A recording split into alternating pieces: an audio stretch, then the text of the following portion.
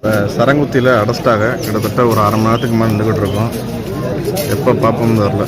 நேற்று நைட்டு கூட சரியாக சாப்பிடல, கொஞ்சம் சாப்பிட்டு மாத்திரை போட்டு படுத்துட்டோம். அதுலேருந்து காலையில் பம்பையில் குளிச்சுட்டு வந்ததுலேருந்து இது வரைக்கும் சாப்பிடவே இல்லை. இன்னும் உட்காந்து தான் இருக்கோம். இன்னும் கோயிலுக்கு ஐயப்பனை எத்தனை மணிக்கு பார்ப்போம்னு தெரியல.